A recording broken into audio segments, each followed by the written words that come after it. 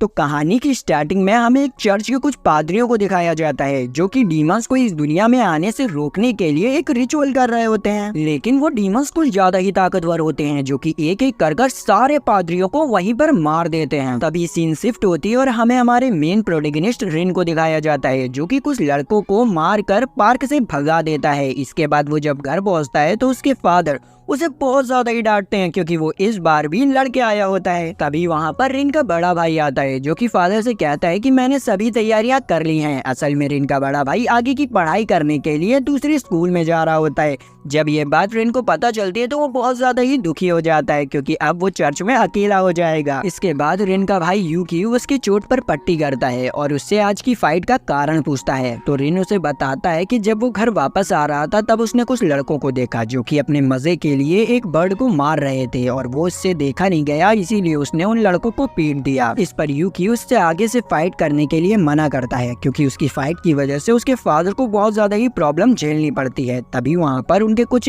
साथी आ जाते हैं जो कि रिन को याद दिलाते हैं कि आज उसका इंटरव्यू है और उसे कुछ कपड़े देते हैं पहनने के लिए ताकि वो उन्हें पहनकर जॉब इंटरव्यू अच्छे से दे सके। तो रिन उन कपड़ों को पहन लेता है और जल्दी से जॉब इंटरव्यू के लिए निकल जाता है। वहाँ पहुँचने पर उसकी बॉस सबसे पहले उसे कुछ काम देती है ताकि वो उसके काम को देखकर उसे जॉब के लिए सेलेक्ट कर सके। यहाँ पर रिन सभी कामों को करने लगता है लेकिन वो किसी भी काम को सही तरीके से कर ही नहीं पा रहा होता है, जिस वजह से उसकी बॉस उसे बहुत ज्यादा ही डांटते हैं। इसलिए वो बहुत ज्यादा ही निराश होकर एक जगह बैठ जाता है। तभी वहाँ की शेफ रिन को खाना टेस्ट करने के लिए देती है जो कि सही में बहुत ज्यादा ही बुरा होता है। तो रिन उनसे कहता है कि क्या मैं खाना बना सकता हूँ, जिस पे वो एग्री कर देती है। तो यहाँ पर रिन खाना बनाने लगता है। उसके खाने की महक सुनकर उसके स्टॉल पर बहुत ज्यादा ही भीड़ लग जाती है। भीड़ देखते हुए वहाँ पर बॉस भी आ जाती हैं और रिन के बनाए हुए खाने को टेस्ट करते हैं जो कि उन्हें सही में बहुत ज्यादा ही टेस्टी लगता है। तो वो रिन को जॉब के लिए सेलेक्ट कर देती हैं। रिन को बहुत ज्यादा ही अच्छा लगता है और वो जल्दी से अपने घर पर फोन कर बता देता है कि उसकी जॉब का सिलेक्शन हो चुका है। ये सुनकर उसका भाई बहुत खुश होता है और उसके फादर रिन को घर जल्दी आने के लिए कहते हैं क्योंकि उन्होंने यूकी के लिए फेयरवेल पार्टी रखी होती है। यहाँ पर रिन उनसे बात करने के बाद वापस से काम पर जाने लगता है। तभी उसे एक लड़की दिखती है जो कि अपने स्कार्फ को पकड़ने की कोशिश कर रही होती है। तो रिन उस बच्ची की मदद करता है और उस स्कार्फ को पकड़ लेता है। लेकिन तभी वो उस स्कार्फ में एक अजीब से मॉन्स्टर को देखता है जो कि उस स्कार्फ को पकड़कर शॉप के अंदर भाग जाता है। तो रिन भी उसे पकड़ने की कोशिश करता है लेकिन इसी के चक्कर में उस शॉप का बहुत ज्यादा ही नुकसान हो जाता है। इधर दूसरी तरफ हम रिन की फैमिली को देखते हैं जो कि रिन का इंतजार कर रही होती है क्योंकि रिन अभी तक नहीं आया होता है। तो यूकी रिन को ढूंढने के लिए निकल जाता है। काफी ढूंढने के बाद उसे रिन पार्क में बैठा हुआ मिलता है। यूकी उससे घर चलने के लिए कहता है। इस पर रिन कहता है कि वो घर वापस नहीं जा सकता है क्योंकि उसे जॉब से निकाल दिया गया है। लेकिन यूकी उसे समझाता है और वापस घर ले जाता है।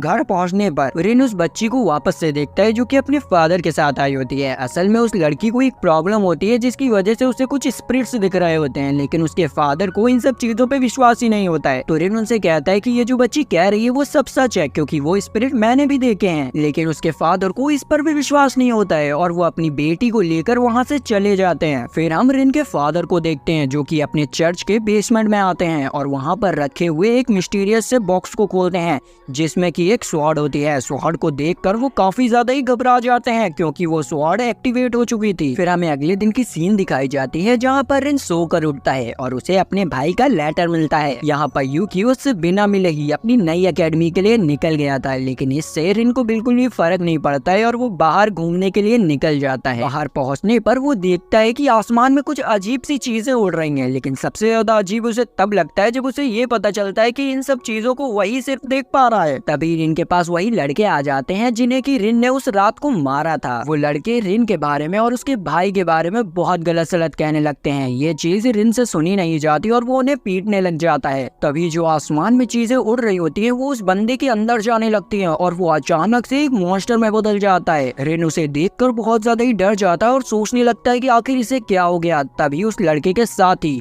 रिन को पकड़ लेते हैं और वो लड़का रिन को जान से मारने ही वाला होता है कि तभी रिन गलती से अपनी पावर को एक्टिवेट कर लेता है और उसके अंदर से ब्लू कलर की फ्लेम निकलने लगती है। ये देखकर वो लड़का रिन को यंग मास्टर कहकर बुलाने लगता है और उसे बताता है कि वो द डीमन लॉर्ड सैटर्न का बेटा है। ये सुनते ही रिन बहुत ज्यादा ही हैरान हो जाता है और तभी वहाँ पर उसके फादर आ जाते हैं और उस लड़के की बॉडी से उस शैतान को बाहर निकाल देते हैं। इसके बाद रिन के फादर उसे बताते हैं कि इस दुनिया में 2 डायमेंशन होते हैं, एक में ह्यूमन रहते हैं और दूसरे में डीमन रहते हैं, जिन्हें कि हम डीमन वर्ल्ड कहते हैं। और वो डीमन इस दुनिया में आने के लिए कुछ इंसानों का यूज करते हैं और वो उसे ये भी बताते हैं कि तुम सही में एक डीमन के बेटे हो। इसके बाद रिन के फादर रिन को लेकर वहाँ से भागने लग जाते हैं क्योंकि रिन के पीछे बहुत सारे स्पिरिट्स पड़ गए थे। अभी उनका सामना कुछ ज़ॉम्बी डॉग से होता है, जिन्हें कि रिन के फादर होली वाटर फेंक कर बेहोश कर देते हैं और वहाँ से निकल लेते हैं। इधर दूसरी तरफ हम उसी बुरे लड़के को देखते हैं जो कि अब बिल्कुल ठीक हो चुका था, लेकिन कुछ देर बाद उसके ऊपर वापस से डीमन काबू कर लेता है और वो फिर से एक मॉन्स्टर बन जाता है और रिन को ढूंढने के लिए निकल जाता है। यहाँ पर रिन और उसके फादर चर्च पहुँच जाते हैं। रिन के फादर अपने साथियों से चर्च के चारों तरफ होली बैरियर लगाने को कहते हैं ताकि कोई भी मॉन्स्टर चर्च के अंदर ना आ पाए। फिर रिन के फादर रिन को लेकर बेसमेंट में आ जाते हैं और उसे वही स्वॉर्ड दिखाते हैं जिसमें कि रिन की सारी पावर से सील थी। रिन के फादर उसे ये स्वॉर्ड देते हुए कहते हैं कि चाहे कुछ भी हो जाए तुम इस स्वॉर्ड को इसकी मयान से कभी मत निकालना, क्योंकि तुम अगर ऐसा करोगे तो तुम कभी भी अपने ह्यूमन फॉर्म में नहीं आ पाओगे। ये सुनकर रिन अपने फादर से पूछता है कि क्या मेरा भाई भी एक डीमन है।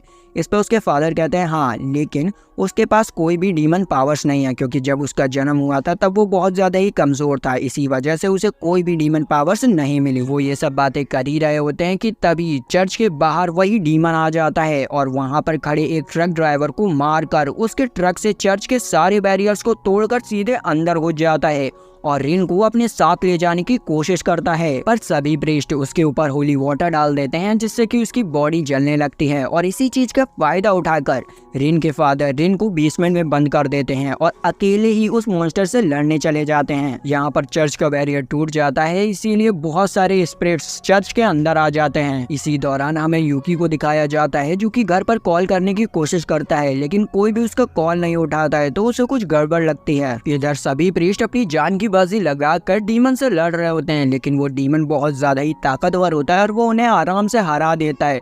वो उन लोगों को मारने ही वाला होता है कि तभी वहाँ पर रिन आ जाता है और उसके ऊपर एक भाला फेंक कर उसे घायल कर देता है। इसी मौके का फायदा उठाते हुए रिन के फादर उस लड़की की बॉडी से मॉन्स्टर को बाहर निकाल देते हैं और वापस से रिन को उसके कमरे में जाने के लिए कहते हैं, लेकिन अब रिन समझ गया था कि वो उसके फादर नहीं है, इसीलिए वो यहाँ पर नहीं रहना चाहता था। तो रिन वहाँ से जाने लगता है, लेकिन रिन के फादर उसे रोकने की कोशिश करते हैं, पर रिन पे चिल्लाते हुए कहता है कि मेरे सामने से हट जाओ। इस पर उसके फादर उसे चांटा मार देते हैं और अपने बेटे को पहली बार चांटा मारने की वजह से उन्हें बहुत ज्यादा ही दुख होता है और इसी चीज का फायदा डीमन उठा लेता है और उनकी बॉडी पर काबू कर लेता है और उनके सभी साथियों को जलाकर मार देता है। रिन को डीमन वर्ल्ड ले जाने के लिए वो एक डीमन वर्ल्ड का डोर भी खोल देता है, लेकिन वो कुछ कर पाता उससे पहले ही रिन के फादर अपनी बॉडी पर वापस से कंट्रोल कर लेते हैं और एक होली नाइफ से अपने आप को मार लेते हैं, जिससे कि उनकी मौत हो जाती है। रिन अपने फादर को अपनी आंखों के सामने मरता हुआ देखकर बहुत ज्यादा ही गुस्से में आ जाता है और वो अपनी तलवार को म्यान से बाहर निकाल देता है, जिससे कि उसके पास उसकी डीमन पावर वापस से आ जाती हैं और वो अपने डीमन फॉर्म में आकर डीमन डोर को वापस से बंद कर देता है। तभी वहाँ पर यूकी आ जाता है और अपने फादर को मरा हुआ पाता है। इसके बाद हमें फ्यूनरल वाले दिन की सीन दिखाई जाती है, जहाँ पर रिन अपने फादर को याद कर बहुत ज्यादा ही रो रहा होता है। इसके कुछ दिनों बाद रिन मेफिस्टो नाम के एक आदमी से मिलने के लिए जाता है, लेकिन रिन इस बात को लेकर थोड़ा परेशान होता है कि अभी तक उसके भाई ने उससे उस रात के हादसे के बारे में कुछ भी नहीं पूछा था। तभी हमें यूकी को दिखाया जाता है जो कि अपने फादर की ग्रेव पर फूल रखने आया होता है। इधर रास्ते में रिन की मुलाकात मेफिस्टो से होती है, जो कि उसे लेने ही आया होता है। मेफिस्टो से बताता है कि वो ट्रू कॉस एकेडमी का प्रिंसिपल है और अब से रिन भी उसी एकेडमी में पढ़ेगा। ये सुनकर रिन बहुत ज्यादा ही चौंक जाता है, क्योंकि उसका बड़ा भाई यूकी भी उसी एकेडमी में पढ़ता है। तभी वहाँ पर यूकी भी आ जाता है और वो दोनों ही मेफिस्टो के साथ ट्रू कॉस एकेडमी के लिए निकल जाते हैं। थोड़ी देर की सफर के बाद वो लोग ट्रू कॉस एकेडमी में पहुँच जाते हैं, जो कि सही में बहुत ज्यादा ही बड़ा होता है और उस अकेडमी में यूकी बहुत ज्यादा ही फेमस होता है क्योंकि वो उस अकेडमी का टॉपर था। ये देखकर रिन को उसके लिए बहुत ज्यादा ही अच्छा लगता है और वो सोचने लगता है कि यूकी को उसकी सच्चाई के बारे में कुछ भी नहीं पता है, इसीलिए वो उसे कुछ भी नहीं बताएगा। इसके बाद रिन उस अकेडमी के अंदर घूमने लगता है और वो उस अकेडमी को देखकर बहुत ज्यादा ही हैरान हो जाता है क्योंकि वो अकेडमी अंदर से बिल्कुल एक 5 स्टार होटल की तरह थी। उसकी इन हरकतों को देखकर वहाँ पर खड़े कुछ स्टूडेंट उसे पागल समझने लगते हैं, लेकिन रिन उनकी बातों पर ज्यादा ध्यान नहीं देता और उस अकेडमी के ऑडिटोरियम में घूमने लगता है। तभी उसे एक अजीब सा डॉग दिखता है जिसका कि वो पीछा करने लगता है और उसे पता चलता है कि वो डॉग असल में मेफिस्टो है। इस पर रिन बड़े हैरान होकर उनसे पूछता है कि आखिर तुम रूप कैसे बदल सकते हो अपना, क्योंकि कोई भी एग्जॉर्सिस्ट अपना रूप बदल नहीं सकते हैं। मेफिस्टो इस पर बताता है कि वो बहुत स्पेशल है, इसीलिए वो कुछ भी कर सकता है। ये कहने के बाद मेफिस्टो उसे एक चाबी देता है जिसका यूज कर रिन एक स्पेशल क्लास का डोर खोल देता है जहाँ पर बच्चों को एक्सॉर्सिस्ट बनना सिखाया जाता है। यहाँ पर रिन भी अपने फादर की तरह एक्सॉर्सिस्ट बनना चाहता था, इसीलिए वो इस क्लास को ज्वाइन कर लेता है। वहाँ पर बहुत सारे स्टूडेंट्स होते हैं जो कि अपने टीचर का इंतजार कर रहे होते हैं। अभी वहाँ पर उनके टीचर आ जाते हैं जो कि और कोई नहीं रिन का बड़ा भाई यूकी होता है। यूकी को वहाँ पर देखकर रिन बहुत ज्यादा ही हैरान रह जाता है क्योंकि रिन को तो लग रहा था कि यूकी को उसके फादर की सच्चाई के बारे में कुछ नहीं पता है, इसीलिए वो यूकी से इस बारे में पूछने लगता है। इस पर यूकी सभी स्टूडेंट्स को क्लास से बाहर जाने के लिए कहता है। इसके बाद रिन यूकी से पूछता है कि उसे कब से इस बारे में पता है। इस पर यूकी उसे बताता है कि वो इस बारे में 7 साल की उम्र से जानता है और उसके फादर ने ही उसे एग्जॉर्सिस्ट बनने के लिए कहा था। ये जानने के बाद रिन को बहुत ज्यादा ही गुस्सा आता है और वो सोचने लगता है कि उसके भाई को उसके डीमन होने के बारे में सब कुछ पहले ही से पता था, लेकिन कभी भी उसने उसे बताने की कोशिश नहीं की। इस पर गुस्से में आकर रिन यूकी का कॉलर पकड़ लेता है और इसी चक्कर में यूकी के हाथ से गंदे ब्लड से भरी हुई ट्यूब टूट जाती है और उसकी महक सूंघकर वहाँ पर बहुत सारे लो लेवल के डीमंस आ जाते हैं जिनसे यूकी लड़ने लगता है और वो रिन से बताता है कि वो उससे नाराज है क्योंकि उसकी एक गलती की वजह से ही उनके फादर की डेथ हुई थी। ना रिन उन्हें छोड़ के जाने की बात करता और ना ही की डेथ होती। यूकी के मुंह से ये सब सुनकर रिन को अपनी गलती का एहसास होता है और वो यूकी से अपनी गलती की माफी मांगता है और वो यूकी के पीछे एक बहुत बड़े मॉन्स्टर को मारकर उससे कहता है कि अब वो उससे भी ज्यादा ताकतवर बनेगा और वो डीमन किंग को मारकर अपने फादर की मौत का बदला लेगा। इसके बाद रिन और यूकी के बीच में वापस से दोस्ती हो जाती है। फिर रिन अपने रूम पर जाता है जहाँ उसे यूकी से पता चलता है कि आज से वो भी उसी के साथ रहने वाला है। ये सुनकर रिन बहुत ज्यादा ही चौंक जाता है। इसके बाद हमें अगले दिन की सीन दिखाई जाती है जहाँ पर रिन और यूकी एकेडमी की एग्जॉर्सिस्ट शॉप पर जा रहे होते हैं क्योंकि यूकी को शॉप की ओनर से एक रिक्वेस्ट आया होता है कि उनकी बेटी के पैरों में कुछ अजीब सा हो गया है। जब यूकी वहाँ पहुँचता है तो वो उनकी बेटी के पैरों को चेक करता है और बताता है कि किसी डीमन ने इस लड़की के पैरों पर कर्स दे दिया है, इसी वजह से इसके पैर खराब हो गए हैं और वो डीमन भी उसी गार्डन में कहीं छुपा हुआ है। तो यूकी सोमा को उस गार्डन से बाहर ले जाने की कोशिश करता है,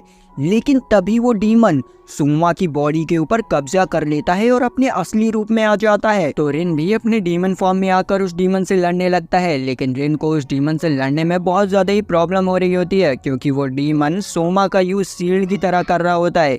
इसीलिए यूकी उस डीमन को सोमा से अलग करने के लिए सोमा के ऊपर एक नकली होली बुलेट से फायर कर देता है। जैसे ही वो बुलेट सोमा को लगती है वैसे ही डीमन डर जाता है और सोमा को अपने आप से अलग कर देता है। इसी चीज का फायदा उठाकर रिन उसके ऊपर अपनी स्वॉर्ड से बस एक अटैक करता है और उसे खत्म कर देता है। अब डीमन के खत्म होने के बाद सोमा वापस से ठीक हो जाती है और वो भी रिन और यूकी से इंस्पायर होकर एक एग्जॉर्सिस्ट बनने का फैसला करती है। इसलिए वो अगले दिन ही रिन की एकेडमी में एडमिशन ले लेती है। इसके बाद हमें कुछ दिनों बाद की सीन दिखाई जाती है जहाँ पर रिन क्लास में बार बार सो रहा होता है और रिन की ऐसी हरकतों को देखकर सुगारू नाम के लड़के को उसके ऊपर बहुत ज्यादा ही गुस्सा आ रहा होता है। तभी वहाँ पर यूकी आ जाता है जो कि सभी स्टूडेंट्स के पिछले टेस्ट का रिजल्ट लाया होता है और उसमें से सबसे कम नंबर रिन के होते हैं, जिन्हें देखकर वो बहुत ज्यादा ही दुखी हो जाता है। तभी सुगारू रिन को अपना रिजल्ट दिखाते हुए उसका मजाक उड़ाने लगता है क्योंकि पूरी क्लास में उसके नंबर सबसे बढ़िया आए होते हैं, जिस वजह से उन दोनों के बीच में लड़ाई होने लगती है और यूकी को उन दोनों को अलग करना पड़ता है। इसके बाद उन सभी की फिजिकल की क्लास स्टार्ट होती है, जहाँ पर बच्चों के पीछे एक फ्रॉग मॉन्स्टर को भगाया जाता है और उस क्लास में रिन सुगारू से बहुत अच्छा परफॉर्म कर रहा होता है। ये देखकर सुगारू को रिन से जलन होने लगती है और वो गुस्से में आकर रिन को एक लात मार देता है, जिससे कि रिन जमीन पर गिर जाता है। लेकिन तभी जो फ्रॉग मॉन्स्टर उन लोगों के पीछे भाग रहा होता है वो सुगारू को खाने की कोशिश करता है, पर सही समय पर टीचर उसे पीछे खींच लेते हैं और सुगारू की जान बचा लेते हैं। यहाँ पर रिन उठकर सुगारू से लड़ने लगता है क्योंकि उसने उसे लात मारी थी। उन्हें लड़ता हुआ देखकर टीचर उन दोनों को एक दूसरे से अलग करते हैं और सुगारू को कोने में ले जाकर समझाने लगते हैं। और दूसरी तरफ सुगारू को दोस्त रिन से सुगारू की तरफ से माफी मांगते हैं। इस पर रिन उनसे पूछता है कि आखिर सुगारू एग्जॉसिस्ट क्यों बनना चाहता है। तो वो लोग बताते हैं कि वो तीनों ही एक बहुत पुराने टेम्पल से आए हैं, जिसकी हालत अब बहुत ज्यादा ही खराब हो चुकी है, क्योंकि आज से 16 साल पहले उस टेम्पल में रहने वाले कुछ पुजारियों ने डीमन किंग सैटर्न को मारने के लिए एक रिचुअल किया था। लेकिन सैटर्न कुछ ज्यादा ही ताकतवर था और उसने उल्टा उन सभी पुजारियों को मार दिया। लेकिन उनमें से कुछ बच गए हैं जो कि अभी भी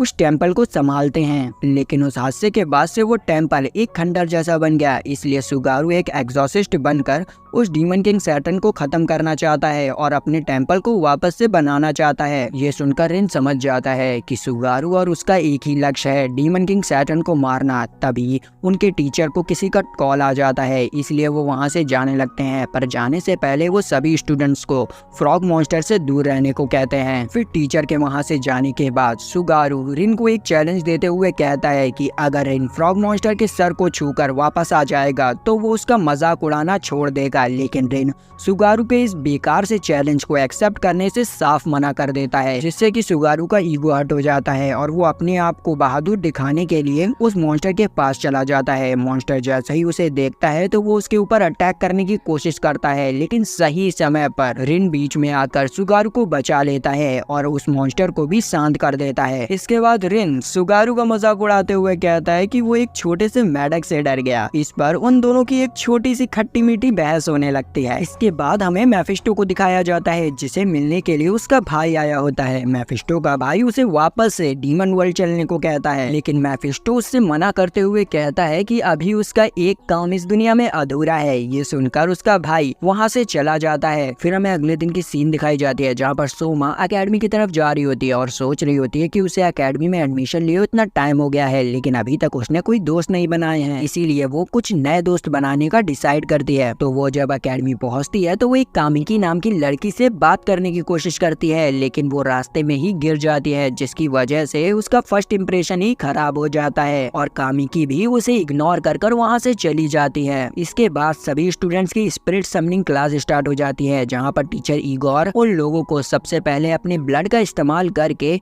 स्पिरिट को समन करने का तरीका बताते हैं और फिर वो सभी स्टूडेंट्स को एक समनिंग पेपर देते हैं, जिसका यूज कर वो अपने स्पिरिट्स को समन करेंगे। यहाँ पर सबसे पहले कामिकी अपने स्पिरिट्स को समन करने की कोशिश करती है और वो अपने पहले ही ट्राई में 2 हाई लेवल के स्पिरिट्स को समन कर लेती है। ये देखकर इगोर सेंसे कामिकी की बहुत ज्यादा ही तारीफ करते हैं। तभी सोमा भी एक क्यूट से स्पिरिट को समन कर लेती है और सोमा का स्पिरिट काफी ज्यादा ही रेयर होता है, जिसे देखकर कामिकी को सोमा से जलन होने लगती है। लेकिन वहीं दूसरी तरफ सोमा सोच रही होती है कि शायद अब कोमिकी उसे अपना दोस्त बना ले, पर कोमिकी उसे इग्नोर कर वहाँ से जाने लगती है। तो सोमा उसे रोकती है और कोमिकी को उसका दोस्त बनने के लिए कहती है। इस पे कोमिकी सोमा के भोलेपन का फायदा उठाती है और उसे अपना बैग उठाने के लिए कहती है, जिस पर सोमा मान जाती है। ये सब दूर से खड़े होकर रिन देख रहा होता है और उसे सोमा के लिए बहुत बुरा लगता है। इसके बाद से कोमिकी अपना सारा काम सोमा से कराने लगती है और सोमा भी बिना कोई सवाल के उसका सारा काम करने लगती है, जो कि रिन को बिल्कुल भी पसंद नहीं आता है। और फिर जब सभी लड़कियां नहाने जा रही होती हैं तो वो सोमा को अपने साथ नहीं ले जाती हैं और कोमिकी सोमा को उसके लिए एक मिल्क शेक लाने के लिए कहती है। ये सुनकर सोमा को बहुत ज्यादा ही बुरा लगता है, लेकिन उसे कैसे भी कर कोमिकी का दोस्त बनना था, इसीलिए वो उसके लिए मिल्क शेक लेने के लिए जाने लगती है। पर तभी वहाँ पर रिन आकर उसे रोक लेता है और सोमा को कोमिकी का नौकर बनने से मना करता है और उसे समझाने की कोशिश करता है, लेकिन सोमा उसकी बात नहीं सुनती है। फिर हमें कामुकी और उसकी दोस्त को दिखाया जाता है, जहाँ पर कामुकी की दोस्त कामुकी को सोमा के साथ ऐसा करने के लिए मना करती है। इस पर कामुकी कहती है कि वो उससे कुछ भी नहीं करा रही है। सोमा खुद अपनी मर्जी से ये सब कर रही है, उसमें वो कुछ भी नहीं कर सकती है। इस पर कामुकी की दोस्त उससे कहती है कि तुम पूरी तरीके से बदल चुकी हो, इसीलिए अब मैं तुम्हारे साथ नहीं रह सकती हूँ। ये सुनकर कामुकी को बहुत ज्यादा ही बुरा लगता है। तभी कामुकी के दोस्त के ऊपर कुछ ब्लड की बूंदें गिरती हैं और वो देखती है कि उनकी छत के ऊपर एक डीमन चिपका हुआ है, जिसे देखकर वो लोग काफी ज्यादा ही डर जाते हैं और चिल्लाने लग जाते हैं। उनकी चिल्लाने की आवाज बाहर से रिन सुन लेता है और वो उनकी जल्दी से मदद करने के लिए जाता है। डर उस डीमन ने कामिकी की दोस्त के ऊपर हमला कर दिया होता है, तो कामिकी उस डीमन से लड़ने के लिए अपने स्पिरिट्स को समन करती है, लेकिन अपने दोस्त को अपने सामने इतना घायल पड़ा हुआ देखकर उसका दिल कमजोर हो जाता है, जिस वजह से उसके स्पिरिट उसी के ऊपर हमला करने लग जाते हैं। लेकिन सही समय पर रिन आकर उसे बचा लेता है और वो डीमन से लड़ने के लिए तैयार हो जाता है। लेकिन वो अपनी पावर्स का यूज कामिकी के सामने नहीं कर सकता था, इसीलिए वो बिना पावर्स का यूज किए ही उस डीमन से लड़ने लगता है। लेकिन वो डीमन रिन के ऊपर काफी ज्यादा ही भारी पड़ रहा होता है, तो रिन अपनी पावर्स को यूज करने का फैसला करता है। लेकिन तभी वहाँ पर यूकी आ जाता है और उस डीमन को भगा देता है। यहाँ पर सोमा अपनी स्पिरिट का यूज कर एक हीलिंग मेडिसिन बनाती है और कामिकी की दोस्त को वापस से ठीक कर देती है। इस डीमन वाले इंसिडेंट से कामिकी काफी ज्यादा ही डर जाती है, इसीलिए वो कोने में बैठकर रोने लगती है। लेकिन रिन उसे कुछ पहनने के लिए कपड़े देता है और उसे शांत रहने के लिए कहता है। इसके बाद हमें पता चलता है कि वो जो डीमन कामिकी के ऊपर हमला करने आया था वो इगोर सेंसे ने भेजा था। इसके अगले दिन हम देखते हैं कि कामिकी अपने दोस्त से मिलने आई होती है। तभी उसकी दोस्त उसे बताती है कि वो पहले से ही एग्जॉर्सिस्ट नहीं बनना चाहती थी, क्योंकि उसे ये काम अच्छा नहीं लगता है और ना ही उसके अंदर इतनी हिम्मत है कि वो किसी डीमन से लड़ सके, इसीलिए अब वो इस अकेडमी को छोड़ देगी। ये सुनकर कामिकी को बहुत बुरा लगता है, क्योंकि अब वो इस अकेडमी में अकेले हो जाएगी। तभी सीन कट होती है और हम देखते हैं कि सभी लोगों की क्लासेस स्टार्ट हो जाती हैं, जहाँ पर कामिकी और सुगारो किसी बात को लेकर बहस कर रहे होते हैं और रिन उन लोगों को रोकने की कोशिश कर रहा होता है, लेकिन वो लोग रुकने का नाम ही नहीं ले रहे होते हैं। तभी वहाँ पर यूकी आ जाता है और उन लोगों को लड़ते हुए देख लेता है, तो वो उन्हें एक पनिशमेंट देता है, जिसमें कि उन्हें एक भारी भरकम पत्थर को अपने पैर पर रखना होगा और उन्हें ये सब तब तक करना होगा जब तक वो सब मिलकर काम करना ना सीख जाएं। फिर यूकी वहाँ से चला जाता है और तभी वहाँ की लाइट भी चली जाती है और लाइट जाते ही वहाँ पर वही डीमन आ जाता है, जो कि आते के साथ ही साथ उन लोगों के ऊपर हमला करने वाला होता है। कि तभी सोमा का स्पिरिट उसके ऊपर अपनी टहनियों के ट्रैप से अटैक कर देता है और उसे फंसा देता है, जिससे कि उस डीमन के दो टुकड़े हो जाते हैं। और तभी रिन देखता है कि वो डीमन अपने दूसरे टुकड़े से अपने आप को रीजनरेट कर रहा है और उन टहनियों के ट्रैप को तोड़ रहा है। तो रिन डिसाइड करता है कि वो टहनियों के अंदर जाएगा और उस डीमन से लड़ेगा और वो वहाँ पर अपनी पावर्स को आसानी से यूज भी कर पाएगा। यहाँ पर रिन उन टहनियों के अंदर पहुंच जाता है और उन डीमंस में से एक को उस रूम से बाहर ले आता है, लेकिन अभी भी एक डीमन उस रूम में था, जो कि धीरे धीरे कर रिन के दोस्तों के तरफ बढ़ रहा था, जिस पर रिन के सभी दोस्त मिलकर उस डीमन से लड़ने का फैसला करते हैं। इसके लिए सिगारू और कोनेकामारू एक स्पेल पढ़ने लगते हैं, जिससे कि वो उस डीमन को मार सकें। इधर रिन एकेडमी की लाइट वापस लाने के लिए लाइट बोर्ड तक पहुंच जाता है, लेकिन वो जब तक कुछ कर पाता उससे पहले ही वो डीमन वहां पर आ जाता है और रिन के ऊपर अटैक कर देता है। लेकिन इस बार रिन भी अपनी पावर्स का यूज करने लगता है। तभी वहां पर इगोर सेंसे आ जाते हैं, जो कि उस डीमन से रिन को जान से मारने के लिए कहते हैं, लेकिन हमारा बंदा ऐसे ही थोड़े मरने वाला था। वो उस डीमन की ओर लंबी सी छलांग मारता है और अपनी तलवार से उस डीमन के दो टुकड़े कर देता है और उसका गेम ओवर कर देता है। अपने डीमन को मरता हुआ देखकर इगोर वहां से भाग जाता है। इधर दूसरी तरफ हम रिन के दोस्तों को देखते हैं, जहां पर सीमा उस डीमन को रोकने की कोशिश कर रहा होता है, लेकिन वो उसे मारकर दूर फेंक देता है। फिर कामिकी उस डीमन के ऊपर अपने स्पिरिट से अटैक करती है, लेकिन उस डीमन के ऊपर उसका कोई भी असर नहीं होता है और वो आगे बढ़कर सुगारू को पकड़ लेता है। वो सुगारू को मारने ही वाला होता है कि तभी उस रूम की लाइट आ जाती है, जिससे कि वो डीमन कमजोर हो जाता है और इसी चीज का फायदा उठाकर सुगारू उसके ऊपर अपना होली स्पेल से अटैक कर देता है और उस डीमन का वहीं पर खेल खत्म हो जाता है। इसके बाद वहाँ पर मेफिस्टो आ जाता है और हमें मेफिस्टो से पता चलता है कि वो सभी स्टूडेंट्स का डीमंस के जरिए टेस्ट ले रहा था और वो सभी लोग उसमें पास हो गए थे, क्योंकि उन्होंने मिलकर काम किया था। इसके बाद रिन की टीम मेडिकल डिपार्टमेंट में जाती है ताकि वो वो अपनी मरहम पट्टी करा सके। इसी दौरान हम यूकी को देखते हैं जो कि इगोर सेंसे से पूछ रहा होता है कि आखिर तुमने उस डीमन से रिन को मारने का ऑर्डर क्यों दिया। इस पर इगोर सेंसे कहते हैं कि वो तो बस रिन का टेस्ट ले रहे थे कि वो कितना ही ज्यादा ताकतवर है। लेकिन यूकी तो जानता था कि ये कोई टेस्ट नहीं था, ये एक सोची समझी साजिश थी जो इगोर सेंसे ने रिन को मारने के लिए रची थी। इसीलिए यूकी इगोर सेंसे को रिन से दूर रहने के लिए कहते हैं। ये सुनकर इगोर सेंसे वहाँ से चले जाते हैं। इसके बाद रात को इगोर रिन के रूम में आता है और उसे मारने की कोशिश करता है, लेकिन वो देखता है कि रिन तो अपने बिस्तर पे है ही नहीं। तभी उसके पीछे यूकी आ जाता है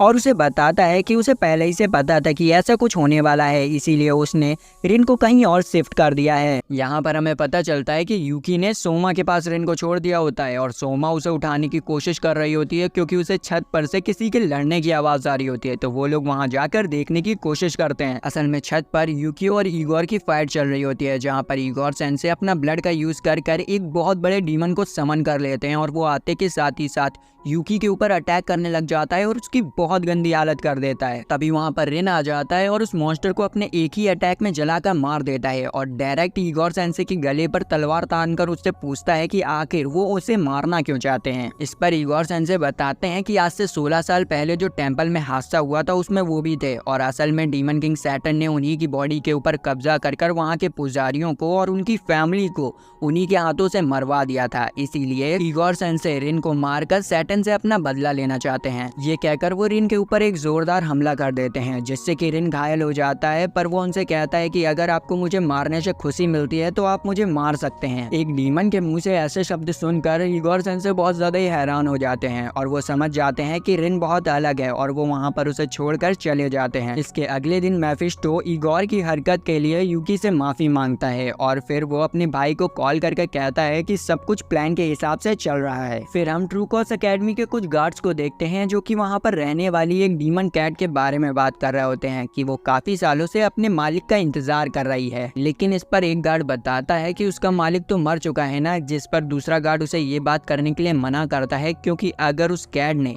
इस बात को सुन लिया तो वो अपना आपा खो देगी। तभी हम देखते हैं कि उस कैट ने वो बात सुन भी ली होती है और तभी सीन शिफ्ट होता है और हमें दिखाया जाता है यूकी और अपने रिन को। यहाँ पर यूकी रिन को डांट रहा होता है क्योंकि रिन अपनी डेमोनिक पावर का यूज काफी ज्यादा ही करने लग गया था। इस पर रिन उससे पूछता है कि अगर मैं हद से ज्यादा अपनी पावर्स का यूज करूंगा तो क्या होगा, जिस पर यूकी उसे बताता है कि अगर तुम अपनी डेमोनिक पावर का हद से ज्यादा यूज करोगे तो वो तुम्हारे ऊपर हावी हो जाएंगी और तुम्हारे अंदर से पूरी तरीके से इंसानियत खत्म हो जाएगी और तुम एक प्योर डीमन बन जाओगे। ये सुनकर रिन बहुत ज्यादा ही चौंक जाता है। तभी यूकी के पास एक कॉल आता है जो उन्हें मदद के लिए बुलाते हैं। तो यूकी और रिन दोनों ही उस जगह पर पहुंच जाते हैं। यहाँ पर हमें पता चलता है कि वही डीमन कैट अपने ट्रू फॉर्म में आकर वहाँ पर तबाही मचा रही होती है। अचानक से रिन को उस डीमन कैट की आवाज सुनाई देती है और उसे पता चलता है कि वो डीमन कैट बहुत ज्यादा ही दुखी है क्योंकि उसका जो मास्टर है वो मर चुका है। तो रिन यूकी से पूछता है कि आखिर उस डीमन कैट के मास्टर थे कौन। इस पर यूकी बताता है कि उस कैट के मास्टर और कोई नहीं बल्कि हमारे फादर थे। ये सुनकर रिन बहुत ज्यादा ही हैरान हो जाता है। इसके बाद यूकी उसे बताता है कि ये कैट 100 साल से जिंदा है। पहले ये एक रेशम की फैक्ट्री में रहा करती थी जहाँ पर वो चूहों को मार कर उन लोगों की मदद किया करती थी। इसके बदले वो लोग उसे बहुत अच्छा खाना देते थे, लेकिन वक्त के साथ वो फैक्ट्री भी बंद हो गई और वो कैट वहाँ पर अकेली हो गई। कुछ दिनों बाद कुछ लोगों ने उस फैक्ट्री को तोड़ने की कोशिश की, लेकिन उस कैट ने अपने डीमन फॉर्म में आकर उन्हें भगा दिया। इसके बाद उनके फादर वहां पर आए क्योंकि वो उस समय के सबसे ज्यादा ताकतवर एग्जॉर्सिस्ट थे।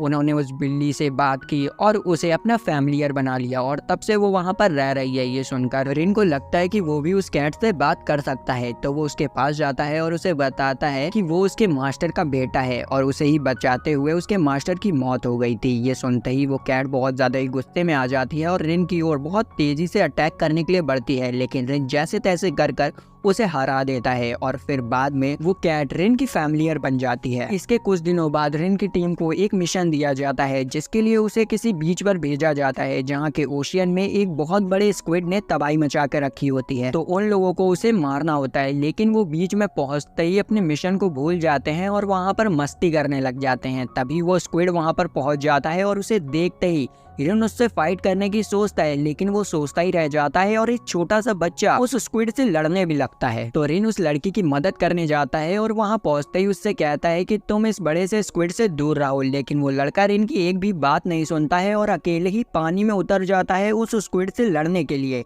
लेकिन वो स्क्विड उस लड़के को सिर्फ एक अटैक मारता है और दूर फेंक देता है, जिससे कि वो लड़का पानी में डूबने लगता है। तो रिन पानी के अंदर उतर के उस लड़के को बचा लेता है और गुस्से में आकर अपनी डेमोनिक पावर का यूज करता है। लेकिन तभी वहाँ पर उस लड़के के फादर आ जाते हैं और सभी को उस स्क्विड से लड़ने से रोक लेते हैं। और फिर वो बाद में बताते हैं कि असल में ये स्क्विड उनका दोस्त है जो कि रोज उनसे मिलने के लिए इस बीच पर आता है। ये सुनकर वो तीनों ही बहुत हैरान हो जाते हैं। इसके अगले दिन हम मेफिस्टो के भाई को देखते हैं जो कि मेफिस्टो से रिन के बारे में पूछता है, क्योंकि उसको रिन की पावर्स को चेक करना था। इसी दौरान हमें यूकी और बाकी स्टूडेंट्स को दिखाया जाता है जो कि एक अम्यूजमेंट पार्क में आए होते हैं, क्योंकि उनका आज एक टेस्ट होता है जिसमें यूकी उन्हें बताता है कि तुम लोगों को एक घोस्ट को ढूंढना है जो कि इसी अम्यूजमेंट पार्क में है। तो रिन और सोमा दोनों ही एक साथ उस घोस्ट को ढूंढने में लग जाते हैं। कुछ देर बाद उन्हें वो घोस्ट दिख भी जाता है और वो लोग उससे बात करने का डिसाइड करते हैं, क्योंकि वो घोस्ट एक बच्चे का होता है, लेकिन वो बच्चा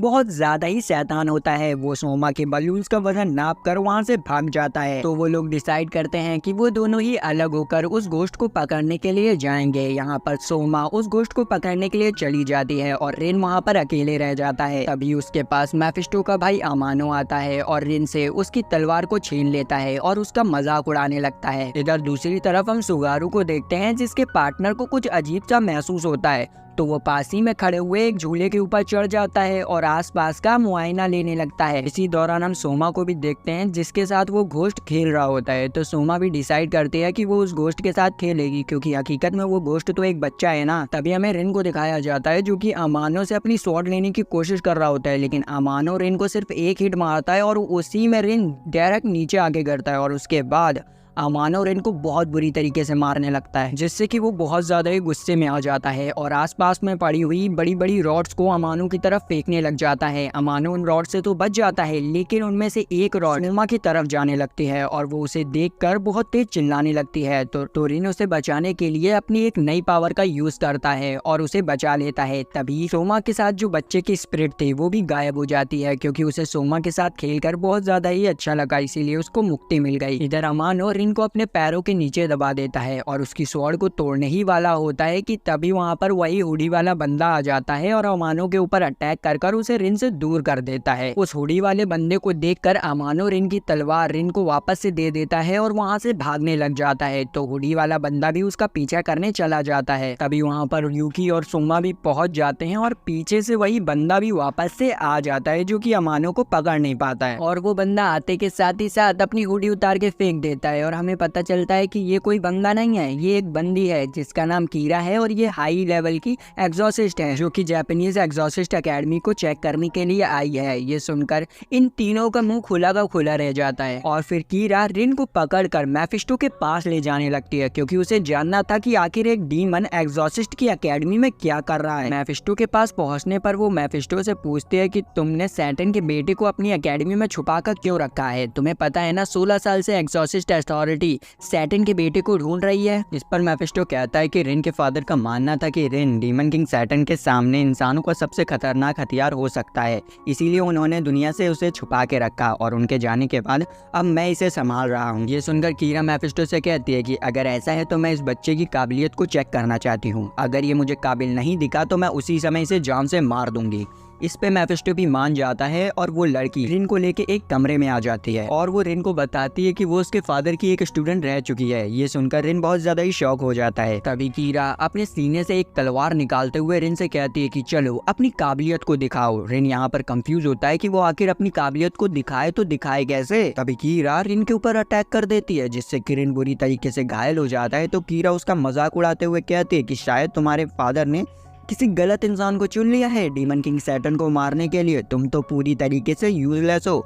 ये सुनकर रिन बहुत ज्यादा ही गुस्से में आ जाता है और वो कीरा के ऊपर अंधाधुंध अटैक करने लग जाता है, लेकिन उसका एक भी अटैक कीरा को टच भी नहीं होता है। तभी कीरा रिन के सीने में तलवार घुसा देती है और उससे कहती है कि सही में तुम्हारे अंदर कोई काबिलियत नहीं है, तुम्हें मर जाना चाहिए। इस पर रिन उससे कहता है कि नहीं, मैं अभी नहीं मर सकता हूँ, मुझे डीमन किंग सैटर्न से अपने पिता का मौत का बदला लेना है। ये सुनकर कीरा बहुत ज्यादा ही चौंक जाती है और रिन को अपने टेस्ट में पास कर वहाँ से चली जाती है। फिर अगले दिन सभी स्टूडेंट्स को पता चलता है कि आज से उनकी क्लास टीचर कीरा है। ये देखकर वो लोग बहुत ज्यादा ही हैरान रह जाते हैं। इसके बाद बाद यूकी और कीरा सभी बच्चों को ट्रेनिंग कराने के लिए एक जंगल में ले जाते हैं। वहाँ पहुँचने पर यूकी सभी लड़कों से टेंट लगाने को कहता है और जितनी भी लड़कियां होती हैं उनसे उन टेंट के चारों ओर एक मैजिकल बैरियर लगाने के लिए कहता है, क्योंकि वहाँ पर बहुत सारे मॉन्स्टर थे जो कि उनके ऊपर हमला भी कर सकते थे।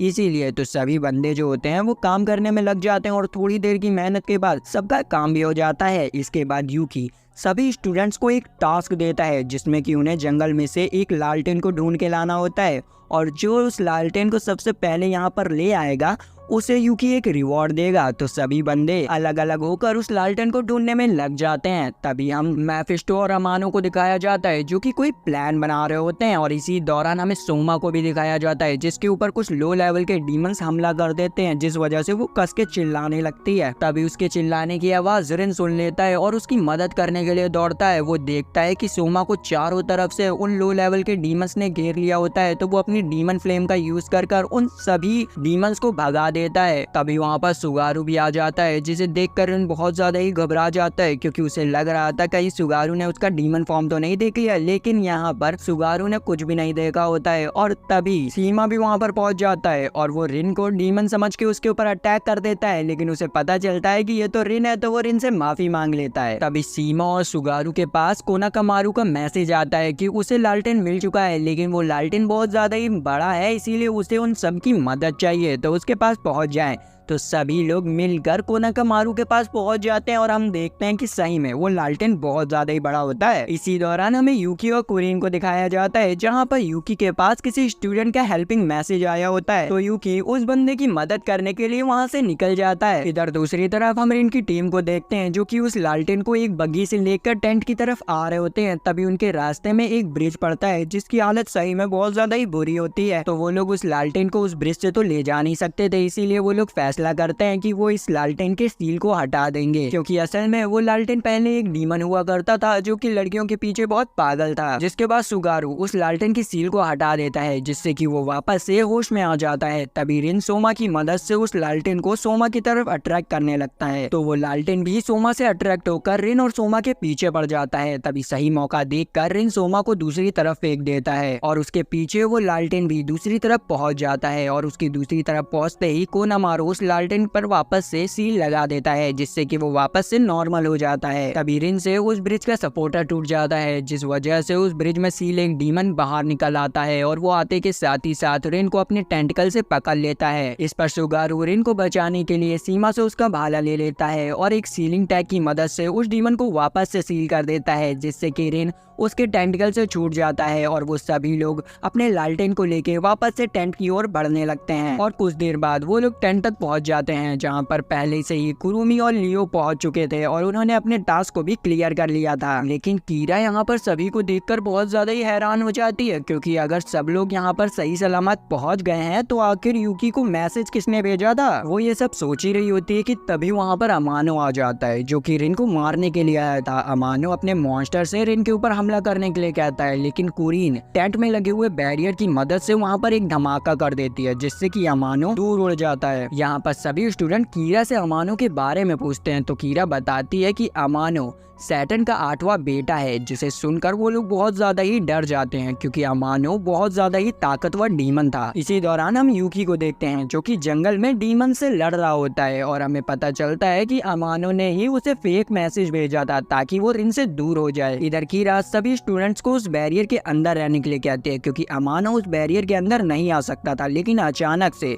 सोमा को कुछ हो जाता है और वो उस बैरियर के बाहर जाने लगती है। वो लोग रोकने की कोशिश कर पाते उससे पहले ही वो बैरियर के बाहर चली जाती है और वहां पर उसे अमानो पकड़ लेता है। यहाँ पर हमें पता चलता है कि जब सोमा के ऊपर लो लेवल के डीमंस ने अटैक किया था तभी अमानो ने उन डीमंस में से एक की मदद से सोमा के अंदर एक पैरासाइट इंजेक्ट कर दिया था जिसकी मदद से वो सोमा को कंट्रोल कर पा रहा था। इसके बाद वो सोमा को लेकर वहाँ से चला जाता है क्योंकि उसे पता था कि ये लोग सोमा को बचाने के लिए बैरियर से बाहर तो जरूर आएंगे और ऐसा होता भी है। रिन सोमा को बचाने के लिए बैरियर से बाहर जाने लगता है तो कीरा भी उसके पीछे पीछे आती है और सभी स्टूडेंट से बैरियर के अंदर रहने के लिए कहती है। यहाँ पर एक डीमन रिन के ऊपर हमला कर देता है, लेकिन कीरा बीच में आके उसे बचा लेती है और उससे कहती है कि जाओ सोमा को बचाओ जाकर। तो रिन अमानो का पीछा करने लगता है और मौका देखकर उसके ऊपर एक अटैक कर देता है, लेकिन उसके अटैक से अमानो को कुछ भी नहीं होता है और उल्टा अमानो रिन के ऊपर एक जोरदार अटैक करके उसे हवा में उड़ा देता है, जिस वजह से आसपास के पेड़ टूटने लगते हैं। और ये चीज रिन के दोस्त देख रहे होते हैं तो वो भी रिन की मदद करने के लिए बैरियर से बाहर निकल जाते हैं। इसी दौरान हम रिन को देखते हैं जिसकी बहुत ज्यादा ही खराब हालत हो जाती है और अमानो उसके पास आकर उसका मजाक उड़ाने लगता है। तभी वहाँ पर रिन के दोस्त पहुंच जाते हैं जो कि अमानो के ऊपर एक रॉकेट से अटैक कर देते हैं, जिससे कि अमानो के सर के बाल जल जाते हैं। ये देखकर रिन के दोस्त उसके ऊपर बहुत ज्यादा ही हंसते हैं। उन्हें हंसता देखकर अमानो को बहुत ज्यादा गुस्सा आ जाता है और वो रिन के दोस्तों को बहुत बुरी तरीके से पीटने लग जाता है और वो उन लोगों को मारने ही वाला होता है कि तभी रिन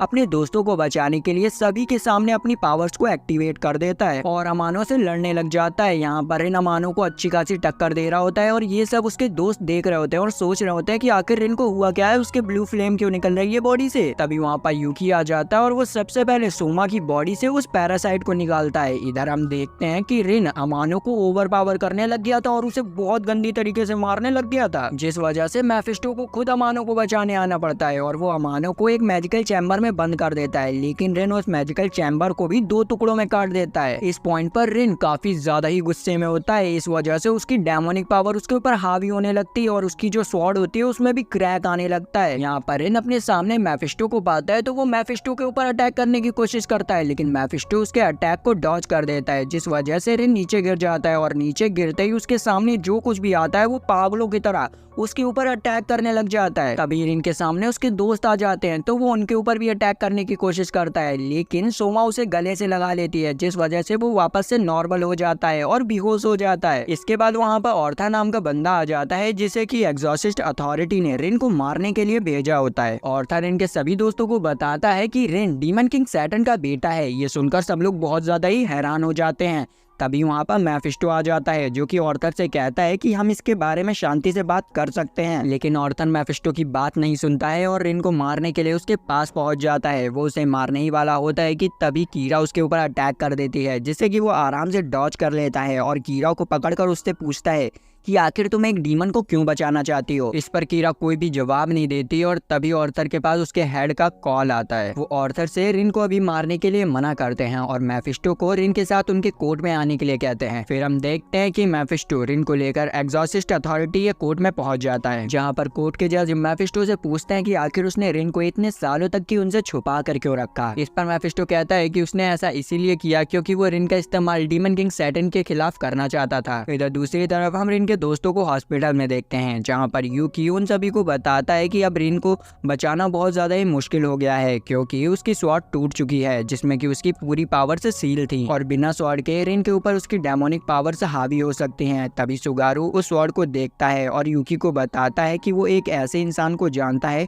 जो कि उस स्वॉर्ड को वापस से ठीक कर सकता है, क्योंकि उस इंसान के पूर्वज डीमंस को मारने के लिए होली स्वॉर्ड बनाया करते थे। तो वो लोग वहाँ पर जाने का डिसाइड करते हैं, लेकिन कोनाकामारू उनके साथ जाने को मना कर देता है क्योंकि जब से उसे पता चला है कि रिन एक डीमन है तब से उसे रिन से नफरत हो गई है। तो वो लोग कोनाकामारू के बगैर ही उस जगह के लिए निकल जाते हैं। वहाँ पहुँचने पर सुगारू उन सभी को उसी लड़की से मिलवाता है जो कि रिन की स्वॉर्ड को वापस से ठीक कर सकती थी और वो लड़की भी रिन की स्वॉर्ड को ठीक करने के लिए मान जाती है। इसी दौरान हमें मेफिस्टो को दिखाया जाता है जो कि उन सभी लोगों से रिन को उसके साथ रहने देने के लिए परमिशन मांग रहा होता है, लेकिन वो लोग रिन से घबरा रहे होते हैं क्योंकि उन लोगों को लग रहा होता है कि अगर रिन बेकाबू हो गया तो वो हर जगह तबाही मचा देगा। तभी उस जगह पर अमानो अटैक कर देता है, जिस पर ऑर्थर और कीरा उससे लड़ने के लिए जाते हैं और दूसरी तरफ सभी जज मेफिस्टो से भी अमानो को रोकने के लिए कहते हैं, लेकिन यहाँ पर मेफिस्टो उन जज को पहले उसके ऑफर को एक्सेप्ट करने के लिए कहते हैं, जिस पर वो लोग साफ मना कर देते हैं। तभी हम ऑर्थर और कीरा को देखते हैं जो कि अमानो से लड़ने की कोशिश कर रहे होते हैं, लेकिन अमानो उनसे बहुत ज्यादा ही ताकतवर होता है और वो उन्हें हरा कर कोर्ट के अंदर घुस जाता है और इनको मारने की कोशिश करता मारता है, लेकिन रिन के चारों ओर एक बैरियर लगा होता है जिस वजह से वो ऐसा नहीं कर पाता है। तो वो गुस्से में आकर जमीन पर एक मुक्का मारता है जिस वजह से जमीन टूटने लगती है और रिन भी उस बैरियर से आजाद हो जाता है। यहाँ पर अमानो रिन को मारने जा ही रहा होता है कि तभी वहाँ पर रिन के दोस्त रिन की स्वॉर्ड को लेके आ जाते हैं। ये देखकर